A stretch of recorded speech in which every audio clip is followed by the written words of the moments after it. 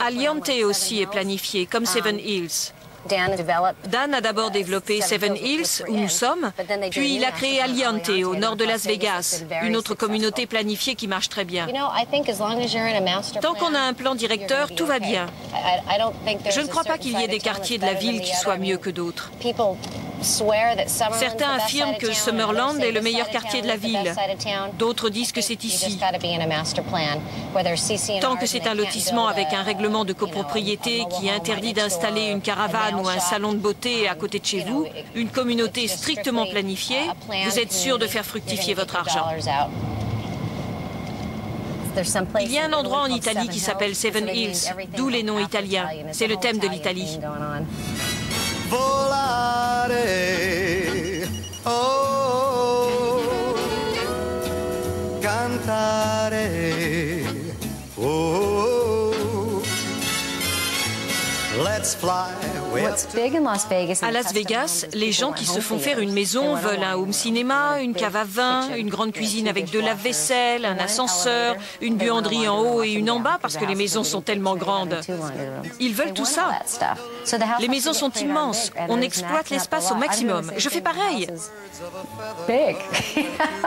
Ma maison est grande, aussi grande que possible. Je n'aurais pas pu payer la construction de cette maison si je n'avais pas eu un prêt hypothécaire. Ils ont évalué la valeur de la maison et ils m'ont prêté une somme équivalente à son futur prix de vente. Je n'ai donc pas eu à sortir un sou pour la construction. C'est une façon très ingénieuse d'inciter les gens à construire des maisons luxueuses. Si le taux d'intérêt monte d'ici notre emménagement en avril, la maison sera peut-être au-dessus de mes moyens. Mais quand on a l'air de gagner de l'argent, ça finit par marcher. Let's fly away.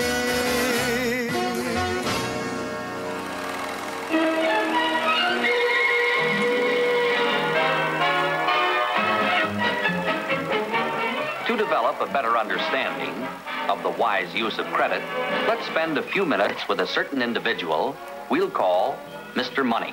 Oh, hi, Mr. Money. Hello, John. And how are you today, Judy? Just great.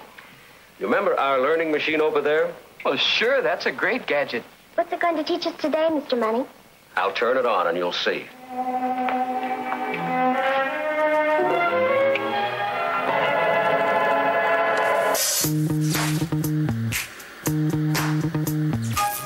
I want to talk to you right now about a fundamental threat to American democracy.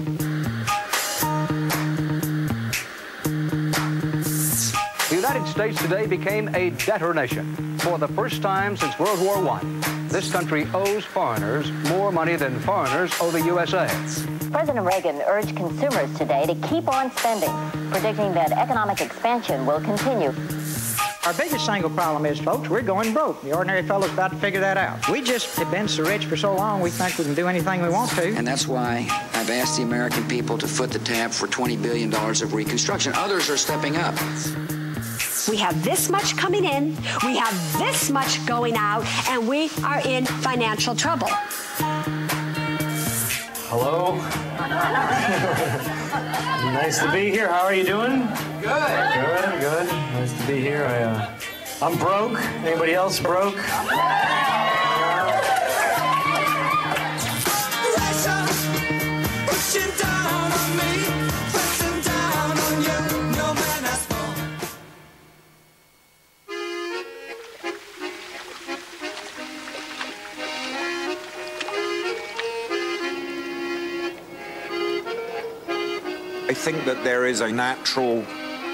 Je crois que nous avons tous une fascination naturelle pour la façon dont vivent les gens riches et célèbres. Les gens veulent qu'on les éblouisse. Personne n'a envie de regarder une émission sur la vie des pauvres et des inconnus. Je ne dis pas ça méchamment. C'est parce que les gens veulent continuer à rêver. Ils veulent regarder vers l'avenir, pas vers le passé. Ils veulent pouvoir s'échapper dans un monde où ils sont rois ou reines d'un jour.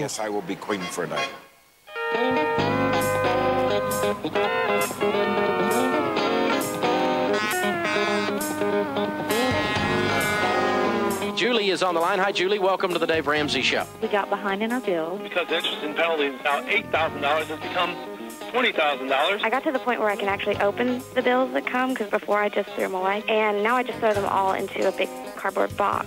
So what are you, group of adults, going to do about the money that you owe? Well, bankruptcy is my idea. Mm-hmm. So you think that you should just not pay these people that you owe? Well, no, I really like to. I just don't know how in the world I would do it. I do. Okay. Get a job, don't go back to school right now. Okay. I've made it and lost it. J'ai tout perdu. Je suis parti de rien et à 26 ans, j'avais un portefeuille immobilier de plus de 4 millions de dollars, mais j'ai tout perdu. J'étais stupide. Alors j'ai fait des trucs stupides avec plein de zéros derrière. Je sais ce que c'est, je suis passé par là. Je sais ce que c'est quand on te poursuit, qu'on saisit tes biens et que ton mariage ne tient plus qu'à un fil, tellement tu te bats avec ta femme. Sharon et moi, on n'a pas divorcé, on s'est accrochés, mais c'était souvent par le paletot, c'était pas joli. On a dû vendre la Jaguar la veille de la saisie. Alors je comprends, j'ai pleuré, même si je déteste l'admettre. Ils m'ont pris ma Jaguar et cette Jaguar m'était due. Pourquoi? Parce que j'étais le boss? Faux! Ils te prennent tes gadgets si tu payes pas. C'est comme ça. Ce genre de blessure te fait comprendre qu'il n'y a rien qui t'est dû. Mais dans notre société, si tu n'as pas quelque chose, tu es déficitaire. Et tu peux pas t'en sortir. Well, of course, some people prefer to wait to buy the things they want until they've saved enough money to pay cash for them. However, there are many people who prefer to buy things on credit. But, Mr. Money, doesn't it cost more to buy things on credit? Oh, yes, it does, Judy. The best things in life are free. The credit card companies keep flooding our mailboxes with 4 billion offers a year. As of the end of September, banks alone had made available $3 trillion of credit on their cards. They want you to charge things costing only a few bucks, like a burger, get your receipt for your card, or a latte, or a soda from a vending machine. Credit card fees have gone up 160% over the last 5 years. Consumer lending. Le crédit à la consommation est affreusement lucratif. Je ne trouve même pas le mot. Le crédit à la consommation est scandaleusement lucratif. On cible la majorité, pas juste le haut du panier ou un petit segment du marché. The average American household has more than $9,000 in credit card debt and spends more than $1,300 a year in interest payments.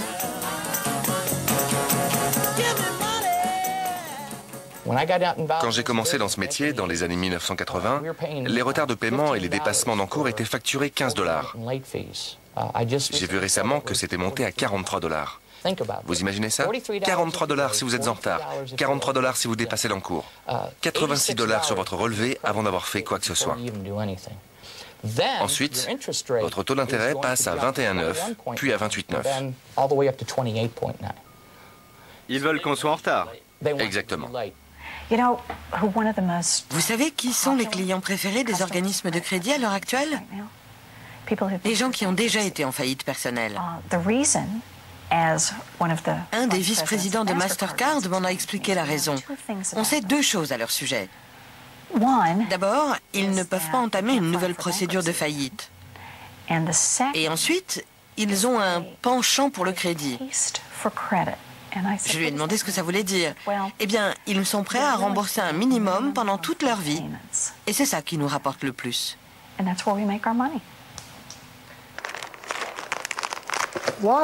Tout ça, c'est du gel tonifiant. $39, $39, et encore $39.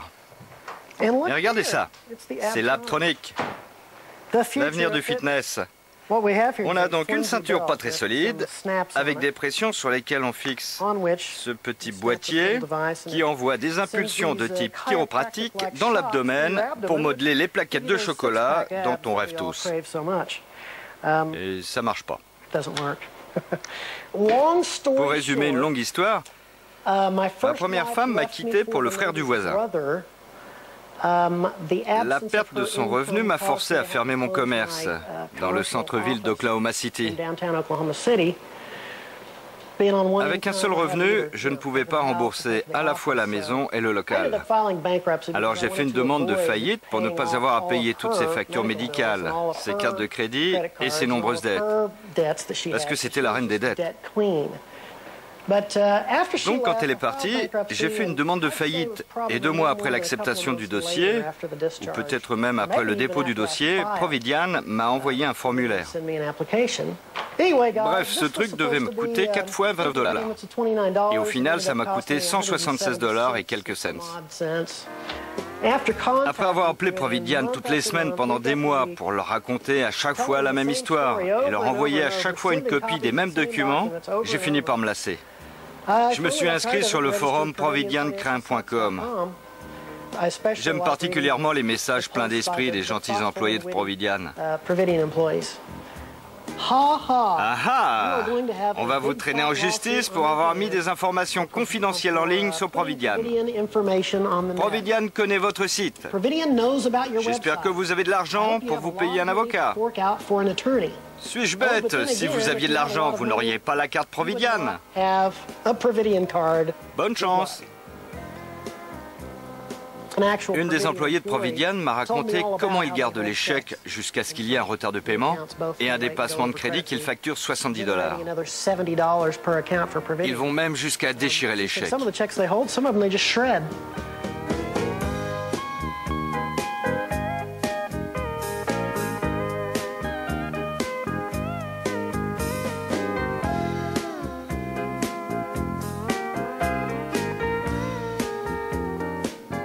The man President Bush tapped to lead his new SWAT team on corporate crime, Deputy Attorney General Larry Thompson, now faces questions about his ties to a troubled credit card firm, the Providian Corporation.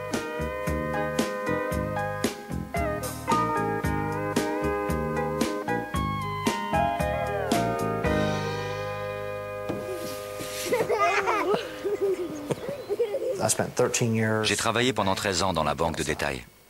Au fil des ans, il y a eu toutes sortes de fusions et de changements de nom. Citizen Banking Trust Company et Clark County State Bank ont formé une banque appelée Commerce America.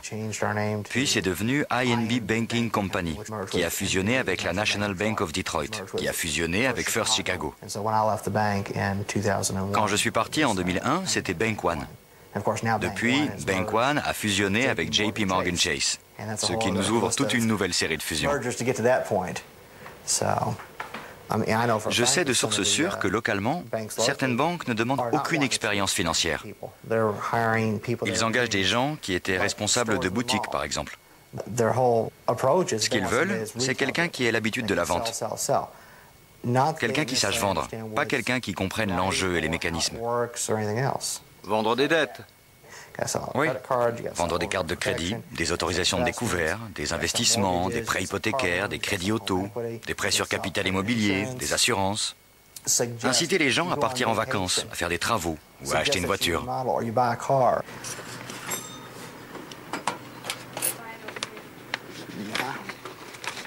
Ça, c'est encore mieux. Ma sœur, qui est en maison de santé, reçoit une offre de crédit. Obtenez un crédit auto de $30 000. Elle a 35 ans et elle a une sclérose en plaques. Elle est en maison de santé depuis 6 ans et tout ce que la Sécu lui verse sert à payer les frais médicaux. T'as reçu une offre de $30 000 pour t'acheter une voiture. Qu'est-ce que t'en dis? N'importe quoi. Tout juste ce qu'il faut, hein? C'est ça qui est remarquable dans la situation économique actuelle. Les prêts sur carte de crédit et les prêts hypothécaires à risque sont tellement rentables qu'en incitant les ménages à s'endetter davantage, ces organismes gagnent de l'argent, même si le nombre de saisies et de faillites ne cesse d'augmenter. L'explication est simple. Si vous ou moi nous interrompons les remboursements sur notre carte de crédit, la loi fédérale autorise le créancier à apurer le compte au bout de 180 jours. Et c'est pendant ces 180 jours que tous les frais s'accumulent sur votre compte.